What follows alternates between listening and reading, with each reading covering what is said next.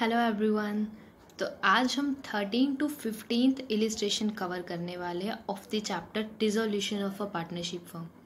देखो ये भी बिल्कुल सेम है, बट यहाँ पर कुछ एडजस्टमेंट्स जो हैं वो अलग तरीके के आने वाले। जो कुछ एक्स्ट्रा बातें बताई होती है, एग्रीमेंट्स हैं, वो उनमें कुछ नई बातें होंगी। तो मेन फोकस वही रहेगा।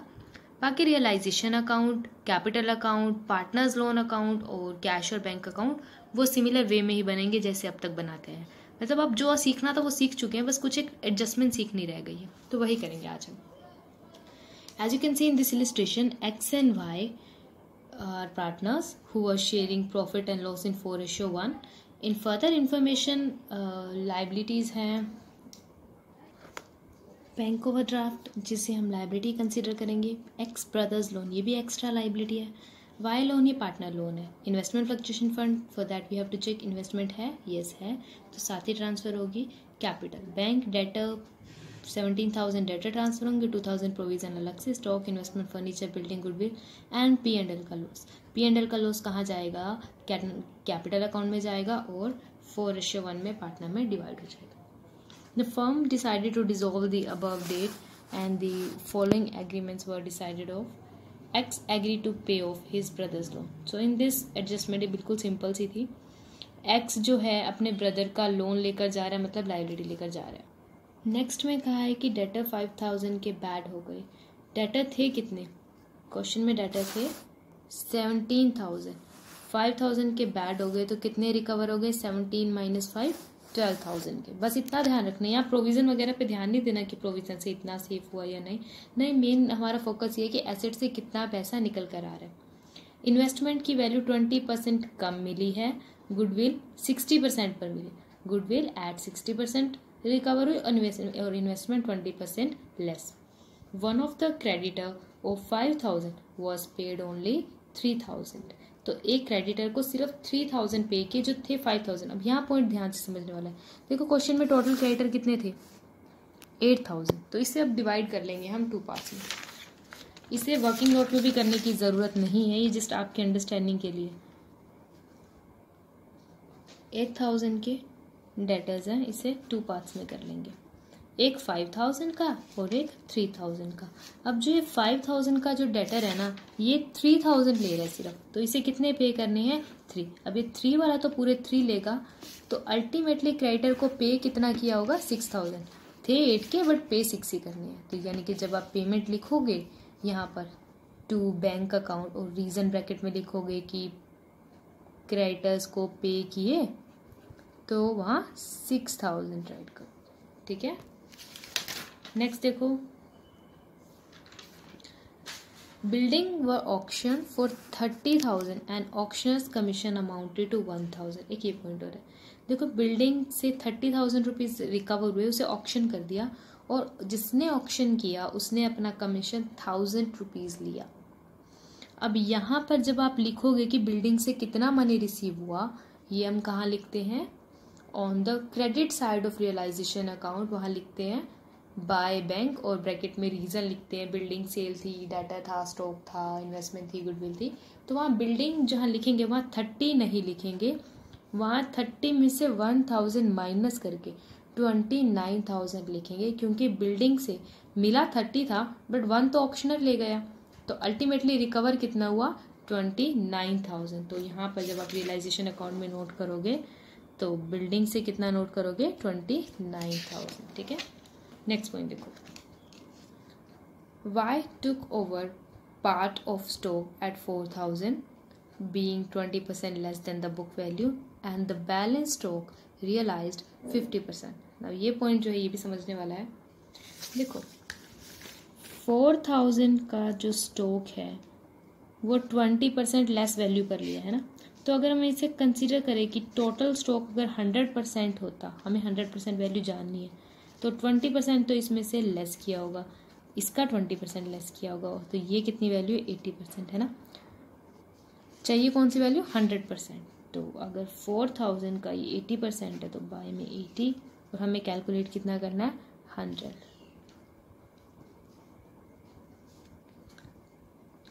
5,000 रुपीज का स्टॉक वाई लेकर गया है, बट उसने पे कितना किया, उसने कंसीडर कितने का किया 4000, पे तो किया ही नहीं, कंसीडर कितने का किया 4000, और बाकी का स्टॉक 50% पे रियलाइज हुआ। For that we have to find out कि टोटल स्टॉक कितना था।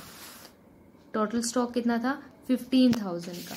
टोटल स्टॉक 15,000 का था, जिसमें से 5,000 वाई ले गया, बचा कितना 10,000, और ये जो 10,000 रिसीव हुआ है उसका 50% ही रिकवर हुआ है, दैट इज 5,000 रुपीज। तो स्टॉक की दो एंट्री होगी, एक तरफ तो लिखोगे to Y's capital account, sorry by realisation account में बाय वाइज कैपिटल अकाउंट, और 5,000 रुपीज आ जाएगा, और साथ में लिखोगे बाय बैंक, जो स्टॉक से पैसा मिला वो कितना मिला है, सिर्फ 5,000 रुपीज। ठीक है, वाई कैपिटल 4 आएगा, गलत लिख दिया। 4 क्यों आएगा, क्योंकि कंसीडर कितने का किया वाई ने, 4 का, तो वाई की कैपिटल जो रिड्यूस होगी वो भी 4 से होगी। उसने पहले ही कह दिया था कि मैं तो 4,000 का कंसीडर करके ही लेके जाऊंगा, तो इसीलिए वाई की कैपिटल भी 4,000 से रिड्यूस होगी।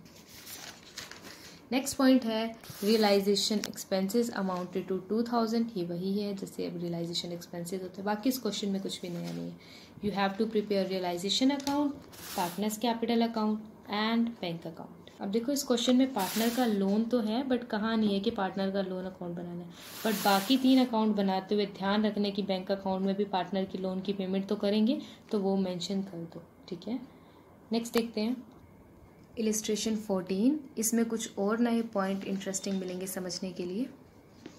ABC पार्टनर है 3:1:1 and the balance sheet has creditors, loan, workman compensation and capital, and on asset side bank, cash, debtor, provision, stock in trade, furniture and sundry asset. Workman compensation reserve है तो claim का ध्यान रखना पड़ेगा कि claim कितना है। It was agreed that A is to take over furniture at 8,000. A 8,000 का फर्नीचर लेकर जाएगा and debtors amounted to 2 lakh at 1,82,000. 2 lakh के डेटर लेकर जा रहा है, पर वो मानेगा कितने की 1,82,000। तो A की कैपिटल जो एसेट को लेके जाने की वजह से कम होगी, वो होगी 182 प्लस 8,000। ठीक है, चाहे वो 2 लाख के डेटर लेकर गए हैं। अब ए को भी मन में डाउट रहता है ना कि सारे डेटर से पैसा थोड़ी मिल जाएगा, वो ये कंसीडर कर रहा है कि 1,82,000 ही मिलेगा, तो वो इतनी ही वैल्यू कंसीडर करके लेकर जा रहा है। इट डजेंट मैटर कितना रिकवर होता नहीं होता। अब हमारी तरफ से ए की कैपिटल 182,000 से कम होगी, यानी कि फर्म की तरफ से। The creditor of 60,000 to be paid by him at this figure, और वो एक लाइबिलिटी भी लेकर जा रहा है, लाइबिलिटी लेकर जा रहा है तो उसकी कैपिटल 60,000 से बढ़ जाएगी। 1,82,000 प्लस 8,000, 1,90,000 का तो वो सामान ले गया, एसेट्स ले गया, और साथ में 60,000 की लाइबिलिटी ले गया। Second is B is to take over all the stock in trade at 70,000 and some of the sundry assets at 72,000 being 10% less than the book value. B एक तो सारा स्टॉक इन ट्रेड लेकर जा रहा है, asset लेकर जा रहा है, और कुछ सन्ड्री एसेट लेकर जा रहा है। 2 लाख की तो सन्ड्री एसेट्स लेकर जा रहा है 72,000 की, being 10% less than the book value. तो अब यहाँ पे भी वही सेम तरीका करना पड़ेगा। देखो 72,000 रुपीज अमाउंट का लेकर जा रहा है, कितने परसेंट रिड्यूस करे 10%। तो अगर एक्चुअल वैल्यू 100 कंसीडर करें तो ये 72,000 90% के पीछे है, तो हमें कौन सी वैल्यू कैलकुलेट करनी है, ये 100% वाली। सो फॉर दैट 72,000 को 90 से डिवाइड करेंगे एंड 100 से मल्टीप्लाई करेंगे। 80,000 रुपीज के सन्ड्री डेटर लेकर गया, कितने के 72,000। नाउ यू विल थिंक कि 80,000 वैल्यू निकालने की ज़रूरत ही क्या थी जब वो 72 के लेकर गया है, और 72 ही उसकी कैपिटल रिड्यूस होगी, तो ये 80,000 क्यों कैलकुलेट की, ये हमने नेक्स्ट पॉइंट के लिए कैलकुलेट की।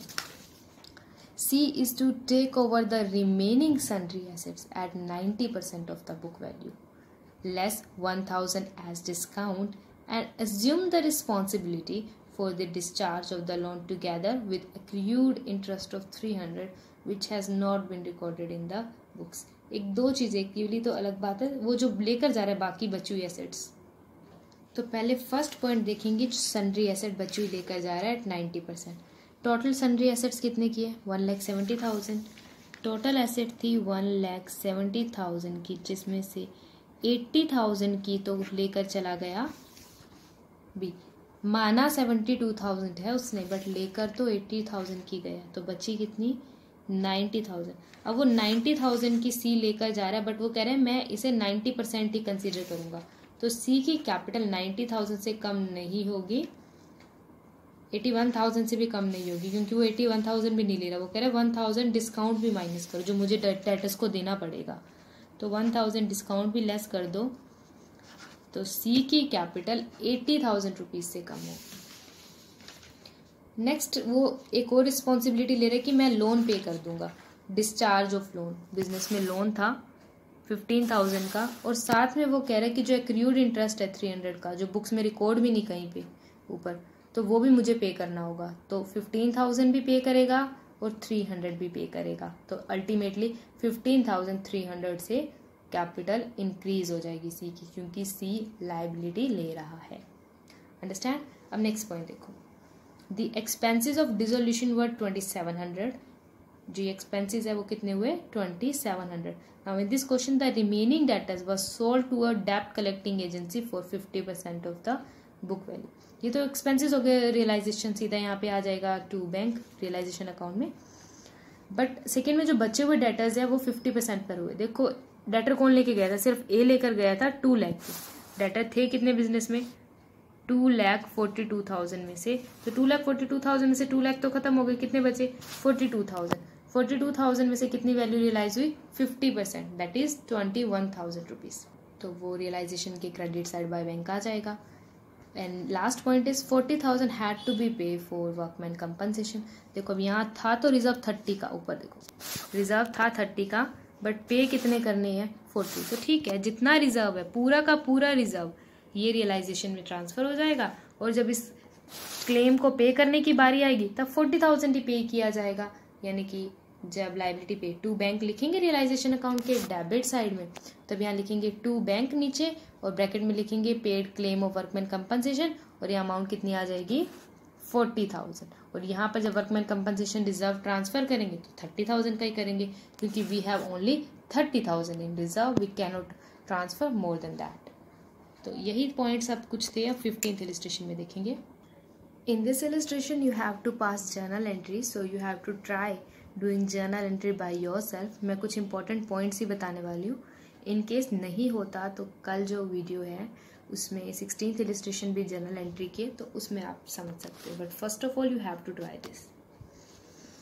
तो इसमें ए और बी 3:2 में कर रहे हैं, इन्फॉर्मेशन गिवन है, फर्दर इन्फॉर्मेशन रीड करते हैं। The firm was dissolve on 1 April 2018 and following are the assets and liability are ended like that. Building was taken over by the creditor as their full and final payment.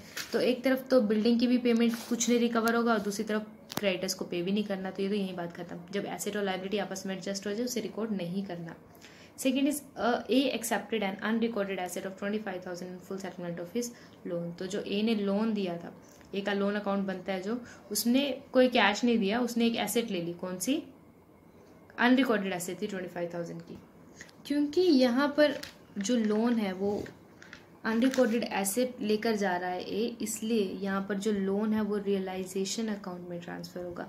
Otherwise तो वो entry cash book में होती थी, but अब ये payment तो कर नहीं रहे, तो कहाँ जाएगा रियलाइजेशन अकाउंट में जाएगा बाय एज लोन, क्योंकि 25,000 का बेनिफिट हो गया, वो एक एसेट लेकर चला गया, वो भी unrecorded. Next is furniture was taken over by B for cash payment at less 5% less than the book value. तो जितनी भी बुक वैल्यू तो उससे 5% कम पर ले गए, तो कोई पॉइंट नया नहीं था। डेटर्स वॉज कलेक्टेड बाय डेब्ट collection agency at a cost of 5,000। तो डेटर्स जो है वो एक एजेंसी ने कलेक्ट किया और उससे 5,000 रुपये चार्ज किए। देखो डेटर की वैल्यू थी 80,000, 5,000 तो पेमेंट में ही चले गए, तो कितने रुपीज रिकवर हुए 75,000 ना, तो उतने ही अमाउंट मेंशन करेंगे हम, 80,000 नहीं करेंगे। जैसे हमने वो कमीशन ऑक्शनर वाले में पढ़ा था ना कि बिल्डिंग के ऑक्शनर की कमीशन को माइनस किया था जो बिल्डिंग ऑक्शन करवाई थी, सिमिलरली एक एजेंसी को दी तो वो 5,000 कॉस्ट चार्ज करे, वो भी इसमें माइनस होगा। स्टॉक रियलाइज 70,500, ये भी सेम था। B agree to bear all the realisation expenses for this service, B is to allowed 500 rupees. Actual expenses on realisation 1,000 were paid by B. देखो B agree to bear all realisation expenses, B ने पहले कहा कि मैं सारे realisation expenses करूंगा और B को 500 रुपये देगी फॉर्म। अब एक्चुअल में हुए 1,000 रुपीज और वो पे भी बी ने किए, तो इट डजेंट मैटर कि उसको 1000 हुए कितने हुए, हमने तो 500 दिए, हुए 1000, इट डजेंट मैटर। पे बी को करने थे, पे बी ने किए, बात खत्म। फर्म बस 500 रुपये दे रही है, वो रियलाइजेशन अकाउंट में ट्रांसफर हो जाएगा टू बीज कैपिटल, और बी की कैपिटल बढ़ जाएगी किससे, 500 से। तो अब इसकी आपको पहले सजेशन दूंगी कि आप पहले इसके अकाउंट्स मेंटेन कर लो, आफ्टर दैट करो। बट अगर आप सीधा जर्नल एंट्री भी कर सकते हो तो ग्रेट है, आप करके देखना। Hope you understand today's lecture. In case of any problem you can contact me. Thank you.